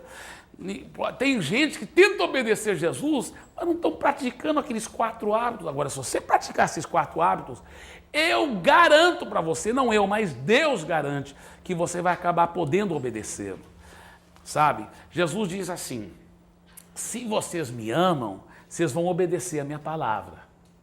Eu sempre interpretava isso assim, olha, eu tenho que obedecer para provar para Jesus que eu amo. Mas um dia Deus me deu revelação. Ele falou, sabe, o segredo de ter força para me obedecer é me amar mais. Se você me ama, você vai conseguir, vai ser natural. A obediência é o fruto natural de um coração apaixonado por Jesus. Quanto mais você o ama, mais você vai conseguir obedecer. Como que você vai amar? Como que você ama mais alguém? É ao conhecer aquela pessoa mais, né? Me perdoe que eu esqueci seu nome, irmã. Como? Diana. A Diana e o Fernando, um casal tão legal, né? Eu gosto tanto de vê-los sempre juntos, são noivos, né? E estão preparando para o casamento, aleluia. Então, a Diana, quando ela primeiro conheceu o Fernando, foi só um bate-papo, né? Conheceu, oi, tudo bem, tal. Talvez já gostaram muito um do outro, mas não é aquele amor, aquela coisa. Mas na medida que foram batendo papo, se conhecendo, né? Aí, poxa, parece que Deus está querendo alguma coisa entre nós, né? Aí começaram uma amizade especial. Mas ainda não era aquele amor. Mas durante aquela amizade especial, aí pronto. Aí era um amor para casar mesmo. Então, o Fernando já pede ele em noivado, né? Mas o que acontece? Como que aconteceu dela amar tanto, tirando o tempo com ele? Então, escuta bem, qual o nosso desejo? Porque, gente, se tem uma coisa que frustra um novo convertido, é quando ele não consegue obedecer a Deus. Não é verdade? Você pisa na bola, ai, pequei de novo, ai. Você sabe que a razão, talvez, número 1, que quando alguém converte de verdade, ele às vezes afasta da fé, porque o diabo foi ensina no coração. Você não consegue seguir Jesus mesmo. Você não consegue, melhor você desistir do tudo. Joga a toalha, volta para o mundo mesmo. Você não consegue ser crente. Isso é uma grande mentira do diabo. Então, você quer obedecer Jesus mais, você vai ter que amá-lo mais. Porque se você me ama, ele disse, vocês me obedecerão. vocês vão conseguir me obedecer. O segredo é me amar mais. Agora, como amar mais? Tirar tempo com ele. Por que a Diana e o Fernando agora se amam tanto? Porque agora já tiraram muito tempo um com o outro. Então eles se conhecem bem. Por isso que eles são muito apaixonados um pelo outro. Você está entendendo? Quanto mais tempo você tirar com Jesus, no seu tempo sozinho com Deus, falando de Jesus para os outros, congregando na igreja, na célula, no discipulado. Quanto mais você for íntimo com Jesus, mais você vai amá-lo. Quanto mais você amá-lo, mais você vai obedecê-lo. Aí, naturalmente, em cima daquela mesa, com 4 pernas fortes, os primeiros 4 hábitos tão fortes, automaticamente em cima dessa mesa vai ter o quê? Um vaso de flores, que é o fruto natural da paixão por Jesus, que é o quê? A obediência. Então diga isso em voz alta. A obediência ao Senhor Jesus, é fruto de um coração apaixonado. É o fruto natural de um coração apaixonado que cultivou profunda intimidade com Jesus. Deixa eu contar uma coisa para vocês. Eu, depois que aprendi os princípios de fé, eu começava a encarar a Bíblia como fórmula. Não, se eu orar, Deus vai responder, pela fé isso, guerra espiritual, pá, pá, pá, pá, pá, pá, pá, pá, pá, pá. Aí, o que acontece? Parece até o Michael Jackson aqui. Aí, o que acontece? Eu pensava que tudo ia dar certo se eu fizesse a minha parte. E eu, então, esqueci que tudo era baseado num relacionamento. E a vida cristã para mim se tornou uma série de fórmulas, série de princípios. E esses princípios são verdadeiros, mas tem que ser baseado num relacionamento, gente. Num relacionamento. Deixa eu falar mais uma coisa aqui. Isso aqui é muito forte que eu vou dizer, mas é muito verdadeiro. Você quer vencer o pecado? E se você já nasceu de novo, você quer vencer. O próprio fato que você não quer pecar prova que você é convertido. Porque você não quer pecar, você quer fazer o que é certo, você quer agir em amor, você quer agir em santidade. Isso é lindo, isso já prova que você é crente de verdade, parabéns. Mas deixa eu explicar uma coisa. Eu achava que o segredo principal de vencer o pecado é lutar contra o pecado, é dizer não ao pecado, não, não, não. Mas você sabe que esse não é o segredo de vencer o pecado? O segredo, claro que você e eu temos que dizer não ao pecado, mas o segredo principal para vencer o pecado é dizer sim a Jesus, é cultivar a intimidade. Você fica tão íntimo com Ele que você até esquece de pecar. O pecado cai por terra. O segredo não é dizer não para o pecado, é dizer sim para Jesus. Toda aquela energia que você está tentando lutar contra o pecado, pega aquela energia e tira tempo com Deus. Cultive intimidade com Ele. O pecado vai cair por terra. Então o segredo de vencer o pecado não é dizer não ao pecado, mas sim dizer sim a Jesus. Cultivar a intimidade com Ele. Esses 4 hábitos aí, olha, são segredo, queridos. Isso aqui é uma classe nova criatura, mas infelizmente tem pastores, milhares deles, infelizmente, que não praticam esses 4 hábitos. E por isso que muitos pastores caem em adultério, caem em problemas, batem na esposa. Infelizmente é verdade. Mas por quê? Porque não praticam esses 4 hábitos tão básicos. Fizeram uma pesquisa nos Estados Unidos. Sabe qual é a média que os pastores lá tiram com Deus por dia de oração? 10 minutos. Isso é a média, porque talvez tenha alguns que tiram várias horas e outros não tiram nada. E a média deu o quê? 10 minutos só por dia. Agora, se um pastor está tirando só 10 minutos por dia, imagina os membros. Aí por isso que a igreja está anêmica, fraca, derrotada, porque a pessoa não está cultivando intimidade com Jesus. Intimidade com Jesus. Então quero encorajar vocês nisso. Amém? Vamos então, vamos ler esse último parágrafo, todo mundo junto. Eu gosto muito desse último parágrafo aqui. Você é muito importante. Vamos ler todos juntos esse parágrafo, tá? Na página 12, último parágrafo lá. Vamos ler todos juntos. Você faz parte do corpo mundial de Jesus e também de um corpo local. No corpo mundial, cada corpo local se torna muito importante. E cada pessoa, por sua vez, é muito importante no corpo local. Você é muito importante e necessário neste corpo local. E Deus tem um plano qual Ele vai usá-lo nesta igreja para a glória dEle. Aleluia. Olha, corpo quer dizer igreja. A igreja de Cristo é o corpo de Cristo. Então, na igreja, né, do Senhor Jesus, na igreja global de Jesus, David, talvez é bom você sentar nessa cadeira para cá, meu filho, para você não ficar apagando a luz. Tá? Obrigado, meu querido. Que ele, sem querer, ele coloca o braço assim, né? Mas amém, agora vai dar tudo certo. Muito bem.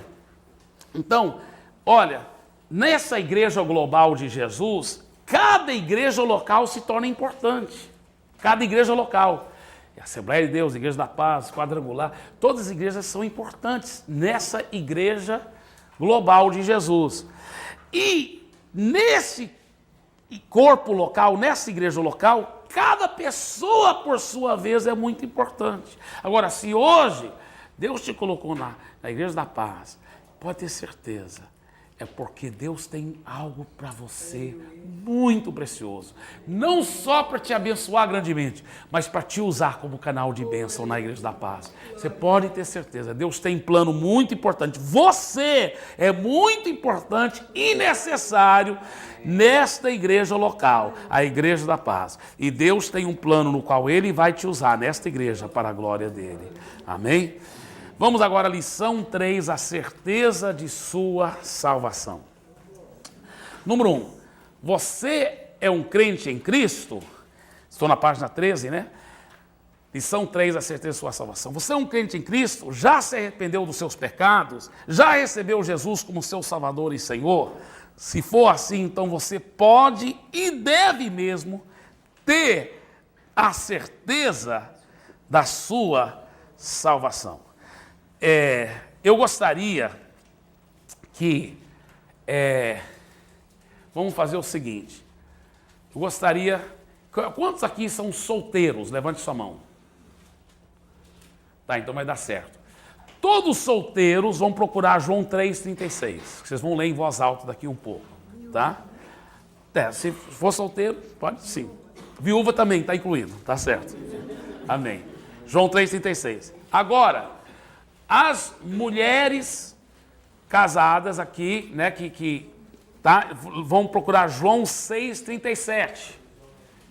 Tá? Mulheres casadas, João 6,37. Vocês vão ler em voz alta isso aí. E os homens casados vão procurar 1 João 5,13. E vocês vão ler em voz alta esse versículo aí. Tá bem? Então vamos lá. Primeiro vai ser João 3,36. Então agora só os solteiros vão ler comigo João 3,36. Vamos ler em voz alta juntos agora e todo mundo prestando atenção nesse versículo fenomenal. Vamos ler em voz alta, olha só. Por isso, quem crê no Filho tem a vida eterna. O que todavia se mantém rebelde contra o Filho não verá a vida, mas sobre ele permanece a ira de Deus. Ó, irmãos, essa ideia, não, no final todo mundo vai ser salvo, Deus vai fazer um jeito. A Bíblia é muito clara. Quem se mantém rebelde contra o Filho, contra Jesus, quem não entregou a vida a Jesus, não verá a vida, mas sobre ele permanece a ira de Deus. A Bíblia não podia ser mais clara. Muito bem, João 6,37, agora as mulheres casadas, eu vou ler junto com vocês, vamos ler em voz alta então, mulheres. Todo aquele que o Pai me dá, esse virá a mim, e o que vem a mim, de maneira nenhuma o lançarei fora. Tá certo? Muito bem. E agora 1 João 5,13. 1 João 5,13. Isso aí é já o primeiro Joãozinho, lá no final da Bíblia, né? Tem 3 Joãozinhos lá. Então 1 João, capítulo 5, versículo 13. Vamos lá. Todos os homens agora, casados. Aleluia. 1 João 5, 13. Vamos ler. Estas coisas vos escrevi, a fim de saberdes que tendes a vida eterna, a vós outros que credes em o nome do Filho de Deus. Queridos, esse versículo aí é tão forte. Sabe por quê? Escuta bem. Existe um ditado popular que fala assim, olha, salvação, ninguém pode dizer que está salvo. Só vai poder saber que está salvo depois de morrer. Porque ninguém pode saber. Ninguém pode saber isso não. Só depois que morrer pode saber se está salvo ou se não está. Esse ditado não é bíblico. Não é bíblico, não é correto. Olha que acabamos de ler, ele fala assim, essas coisas vos escrevi para que sabeis que tendes a vida eterna. Que, em outras palavras, é uma das razões principais, talvez a razão, com certeza é a razão principal que a Bíblia foi escrita. Foi para a gente poder saber como ser salvo. E para saber que tem a salvação, se fizer o que a Bíblia manda fazer. Então, é muito importante, esse versículo aí é crucial. Olha, aprenda bem esse versículo, porque está escrito aí, essas coisas vos escrevi para que saibais que tendes a vida eterna. É muito, muito forte isso. Tá? Agora, a salvação não depende de suas emoções, mas sim do que diz a palavra de Deus. Sim, você é um crente em Cristo, graças a Deus, porém você ainda não é perfeito em todas as suas ações. Só Jesus é perfeito em todas as suas ações. Será que mesmo assim você pode ter a certeza da sua salvação, irmão? Sim ou não? Sim. Sim. Jesus nos salva não com base na nossa perfeição, mas com base na sua graça. Você é salvo pela graça de Deus mediante a sua fé em Jesus. Quando tiver a verdadeira fé, as obras vêm automaticamente. Tendo a certeza da salvação, você tem mais força para resistir à tentação e vencer nas tribulações. A alegria em saber que é salvo supera o poder da tentação e vence a tristeza da tribulação. Página 14. Se você não souber nadar, não pode salvar aquele que está se afogando. Não é verdade? Alguém está afogando, você não sabe nadar, você não vai poder salvar. Até sabendo nadar, às vezes é difícil, porque a pessoa que está afogando tem a tendência de você agarrar em você e te levar para o fundo também. Porque normalmente precisa pegar, até fazer a pessoa desmaiar, às vezes, para poder tirar ela da água. Ou você joga uma corda, porque se você chegar perto é capaz dos dois afogarem, porque ela agarra em você e te leva para o fundo. Porque a pessoa que está afogando fica muito desesperada. Então, às vezes tem que dar uma pancada na cabeça dela, ela fica meio desmaiada, aí você puxa ela pelo cabelo e salva ela. É assim mesmo, é verdade.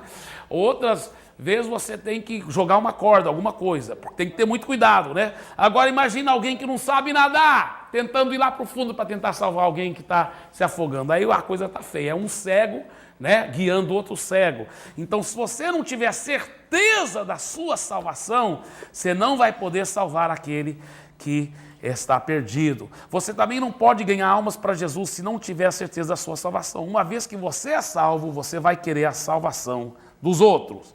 Agora, vocês não tiveram tempo para fazer essa tarefa em casa. Ao contrário, diferentemente do que para o dia 5 de março, nosso próximo encontro, vocês vão eu vou te dar várias lições aí para frente, que vocês vão poder ir preenchendo, estudando. Aí você vai preencher em lápis e trazer a caneta e pode preencher em caneta aqui na classe. Porque você preenche em lápis, porque talvez você errou. E eu vou te dar sempre a resposta correta aqui, tá certo? Mas agora você já pode preencher direto em caneta, que eu vou te dar as respostas certas, se vocês não responderem aqui. Mas eu creio que vocês mesmos vão responder as respostas certas. Agora, vamos lá. Estamos aqui com as perguntas na página 14. Número 1, quais são os 2 passos necessários para ganhar a salvação?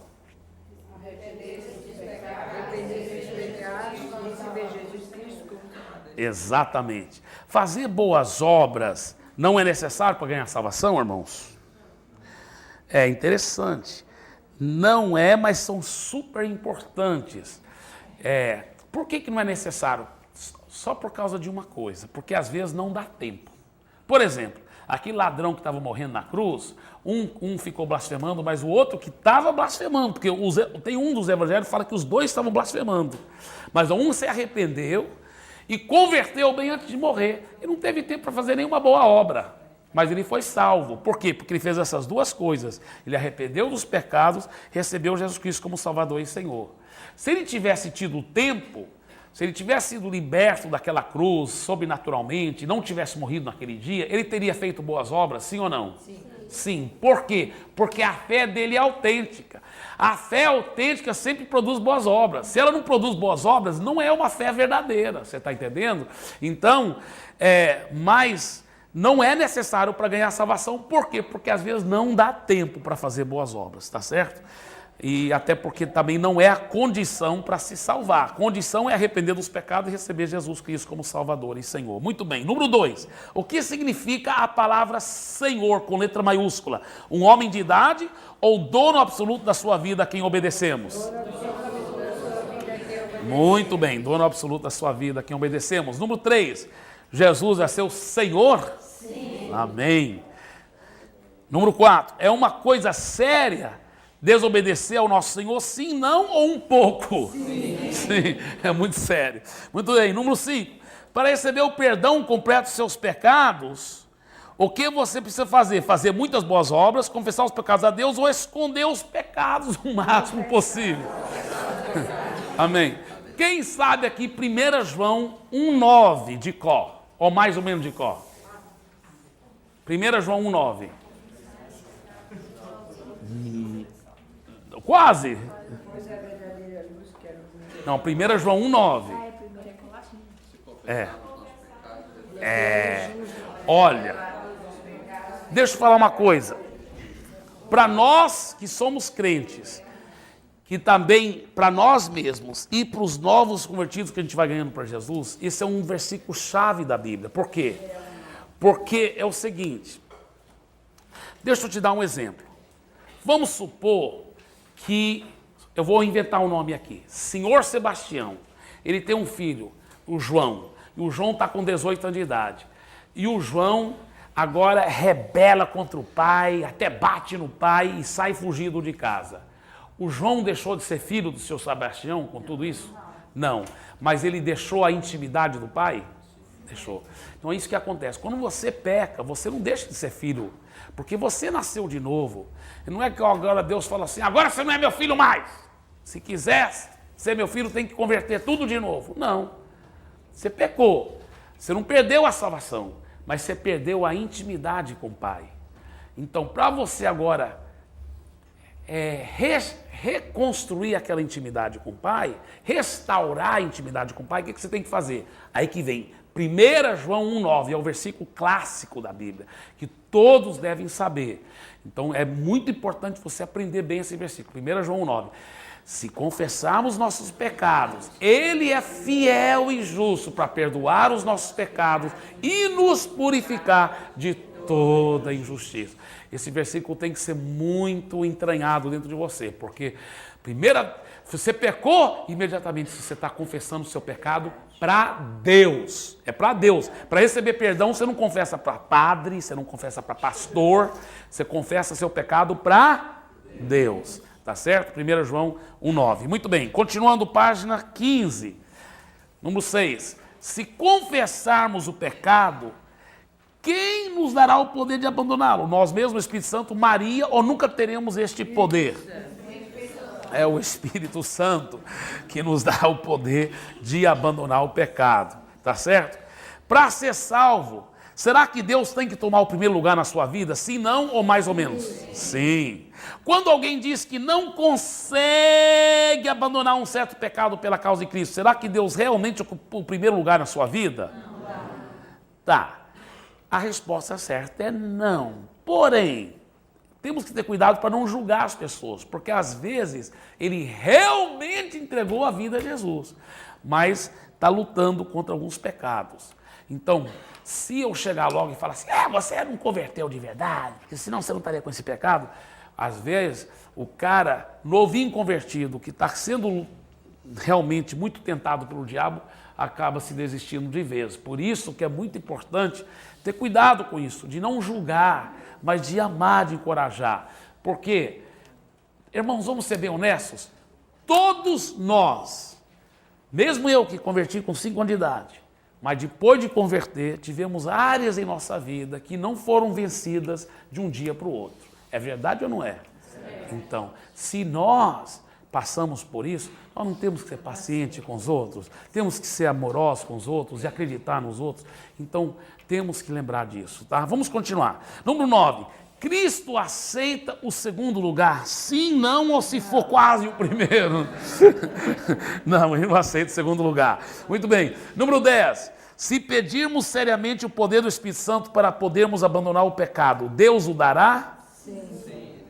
Ele sempre nos dá, né? Não é às vezes ele nos dá, temos que abandonar o pecado com nossa própria força. Página 16. O crente verdadeiro vai continuar vivendo em pecado? Sim ou não? Não. Deixa eu falar uma coisa para você. Rapaz, eu lutei muitos anos como jovem nessa área de pureza, masturbação. Foi horrível.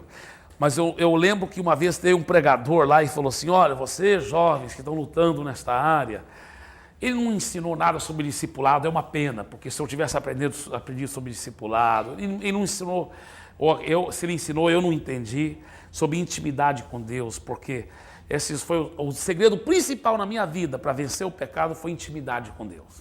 Esse é o segredo. O segundo segredo principal foi discipulado. Mas esse pregador, pelo menos, disse uma coisa, que para mim foi um conforto tão grande. Ele falou, jovem, você que está lutando com essa masturbação, papapá, ele falou assim, olha, fique perseverando, fique lutando, fique aplicando fé, fique orando, fica decidindo, porque aquele que perseverar, um dia vence. Rapaz, essa palavra foi um alento para a minha alma. Ainda passei muitos anos, mas perseverando. Depois eu fui aprender 2 coisas que mudaram minha vida totalmente. O discipulado de me abrir com outra pessoa e também a intimidade com Deus. Aí pronto, ainda como solteiro, para a glória do Senhor Jesus, venci e continuei andando em vitória para a glória do Senhor Jesus. Amém?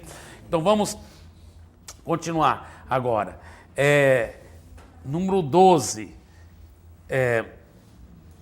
Depois que nos tornamos um seguidor de Jesus, somos perfeitos em todas as nossas ações. Em outras palavras, nunca mais, desde que você converteu, você vai desobedecer a Deus, sim ou não? Não, a realidade tem que ser dita. Nós já desobedecemos mesmo depois de converter, né? Se você cair num pecado depois que se tornou um seguidor de Jesus, você perde a sua salvação? Olha, essa resposta aqui tem 2 respostas. É a segunda e a terceira. Não perde e também o pecado afeta nossa comunhão com Deus, mas não deixamos de ser filhos de Deus só porque pecamos. Lembra a ilustração que eu dei aqui do senhor Sebastião e também do João, filho dele, né? Amém. O que você deve fazer o mais rápido possível? Preocupar-se, esconder o pecado ou arrepender-se do pecado, confessar o pecado e restaurar a comunhão com Deus? Sabe, irmãos, eu vou te falar, o diabo, ele fica uma arara, né, endemoniado de raiva, se você aprender só assim um segredo. Talvez você não aprendeu a vencer o pecado ainda, mas você aprendeu o segredo. Pecou, confessa o pecado a Deus, arrepende, recebe o perdão de Deus e levanta e continua caminhando. Pronto. Se você fizer só isso, você já está 80% da vitória. Porque talvez até mais do que fazer você pecar, o que o diabo quer é te manter na condenação, te manter no chão. Então, se toda hora que você caiu, você levanta, pede perdão a Deus, recebe o perdão e continua servindo a Jesus, 80% da vitória já é sua. Tá? Então, isso é um grande segredo. Por isso que 1 João 1,9 é um versículo tão crucial, né? Porque ele que fala como restaurar sua comunhão com Deus. Tá bem? Isso é muito importante. O que é que nos salva? A graça de Deus ou nossas boas obras? A graça de Deus. Graça quer dizer o que merecemos ou é um favor que não é merecido? Misericórdia de Deus. Isso, número 17. Se boas obras não aparecerem em nossas vidas, será que nossa fé é verdadeira? Sim ou não? Não. Mas cedo ou mais tarde, boas obras vão aparecer na sua vida se a sua fé for verdadeira. Isso aqui é muito profundo, irmãos. Muito profundo. Porque a Bíblia é muito clara em dizer o seguinte: se as boas obras não estão aparecendo na sua vida, você tem que entrar em crise, porque talvez a sua fé não é verdadeira. Mas cedo ou mais tarde, olha, é igual o boi com uma carroça. O boi chama-se salvação e a carroça chama-se boas obras. Qual que puxa? Muitas pessoas falam assim, não, o boi é as boas obras. E se eu tiver boas obras, aí é pelas boas obras que eu vou ser salvo. Então o boi puxa a carroça chama-se salvação. Não, isso aí é teologia errada, não é isso que a Bíblia ensina. A Bíblia ensina que a salvação é pela graça, mediante a fé. Mas se você for salvo, esse boi nunca vem separado da carroça. E a carroça, o boi é a salvação, mas a carroça chama-se o quê? Boas obras. Se você não tiver boas obras acompanhando a sua vida mais cedo ou mais tarde, então você não está com um boi verdadeiro. Porque o boi verdadeiro, que se chama salvação, sempre vem com essa carroça. Você está entendendo? Se você não tiver boas obras, você não tem, talvez, salvação. Isso é muito forte, muito forte.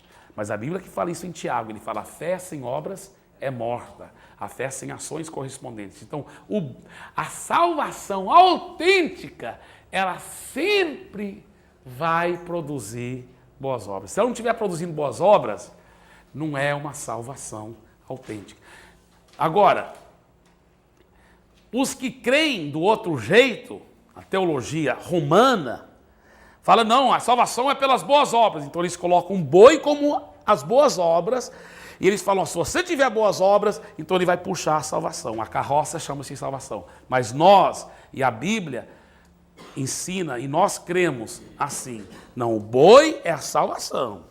Você é salvo pela graça mediante a fé, não tem nada a ver com a carroça.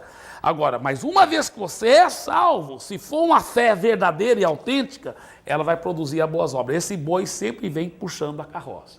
Então, mais cedo ou mais tarde, se você não produzir boas obras, eu questionaria a sua fé, se ela é fé autêntica. Deu para entender claramente isso aí? Amém. Muito bem. Então, número 17 de novo. Se boas obras não aparecerem em nossas vidas, mais cedo ou mais tarde, será que nossa fé é verdadeira? Não. A resposta certa é não. Isso é muito forte. Número 18. Quais são algumas diferenças entre um descrente e uma pessoa que segue a Jesus? Agora vocês podem falar nesses últimos 2 minutos desta aula. Tá? Eu quero que vocês mesmos falem e eu vou repetir aqui para as pessoas que estão assistindo por DVD ouvirem. Tá? Quais são algumas diferenças entre um descrente e uma pessoa que realmente segue a Jesus? Pode falar algumas diferenças aí, claras. Temor a Deus. Temor a Deus. O descrente muitas vezes não tem temor a Deus nenhum. Às vezes alguns até têm, mas se ele tiver temor a Deus mesmo, mais cedo ou mais tarde ele vai até converter, não é verdade? Quais são outras diferenças? Boas obras também. Boas obras. Mais cedo ou mais tarde a pessoa que realmente tem temor a Deus, que entregou a vida a Jesus, ela vai praticar boas obras. Agora, às vezes, o não crente pratica boas obras, não é verdade? Os espíritas praticam boas obras, eles são salvos, se eles não entregarem a vida a Jesus, não são salvos.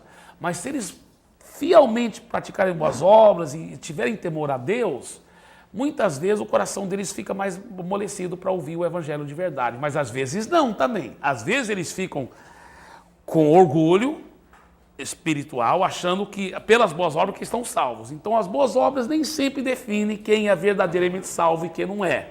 Mas o verdadeiramente salvo sempre vai praticar boas obras. Mas às vezes o não salvo também pratica e continua não salvo. Né? Temos que lembrar disso.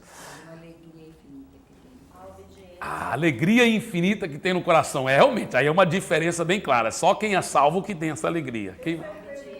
A obediência à palavra de Deus. Tem certeza de salvação, né? Exatamente. Quem é salvo, ele tem aquela convicção, aquela certeza, né? O entendimento da palavra de Deus através do Espírito Santo. Muito bem, porque ele agora o Espírito Santo está morando dentro dele, então ele tem entendimento da palavra de Deus através do Espírito Santo.